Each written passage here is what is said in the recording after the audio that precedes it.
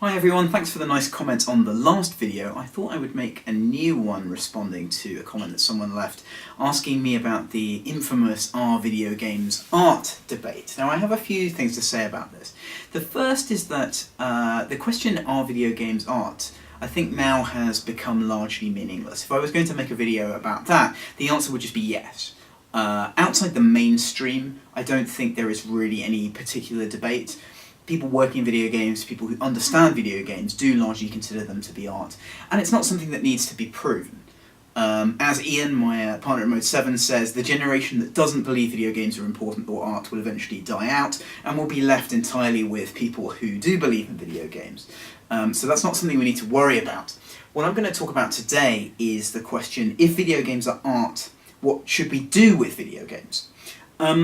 I think the most important thing about this is that we need to start thinking about definitions.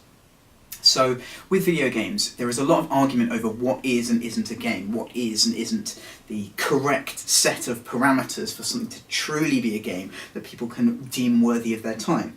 I think the first thing that we do, if we accept that video games are important, or we accept that they're art, is that we start dropping these definitions and we allow for a lot more flexibility and inclusivity in what we're willing to consider as a game. Now, it doesn't mean you have to like every game, it doesn't mean you have to say every game is good, but it does mean that you can stop trying to invalidate people's work by saying, oh, this isn't a game. If something is borderline and it doesn't have very game-like qualities, then I think discussing that can be interesting and productive, but when it's used pejoratively, it's largely pointless, and it's usually largely done to shut down meaningful discussion around a particular issue. So flexible definitions is the first thing that I think we need. The second thing that I think we need to understand is that art isn't mutually exclusive. So one type of game existing doesn't preclude another type of game from existing.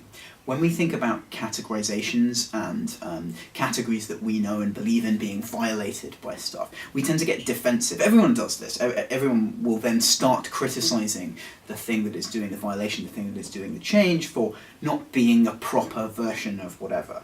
So if we stop that kind of combative way of looking at stuff, and start parsing things in a more holistic way, then I think we might get a long way with games as being art.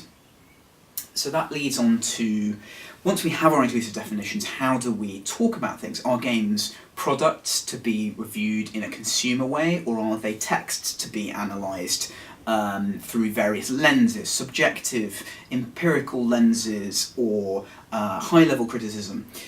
So I think what we have to do is understand that games do have some unique qualities to them. They need to be viewed as both high and low art at different times, just the same as movies are, and also novels to some extent. We need to be comfortable with their position both as entertainment and as creative works.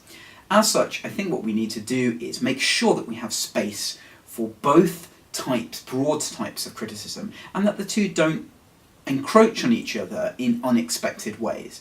So if someone is reading a review of a game and they are expecting a buyer's guide and they get high-level criticism, they're going to be annoyed.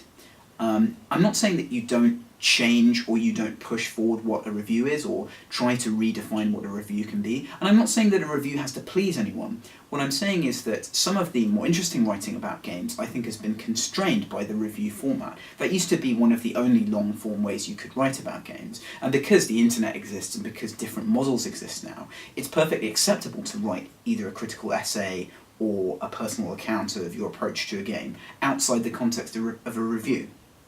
So if we look at the sides of this argument, I think the side that constantly criticises any kind of interesting response to a game needs to calm down, and the side that is trying to introduce that kind of content where people are expecting buyer's guides might need to look at where exactly that's positioned. I feel like that's a reasonable approach to something which is potentially causing quite a divide between the games media and people who play games. Developers, I think, largely are a bit bemused by this. We've always felt that when we put a game out, the range of responses to it is going to be something kind of mostly outside of our control.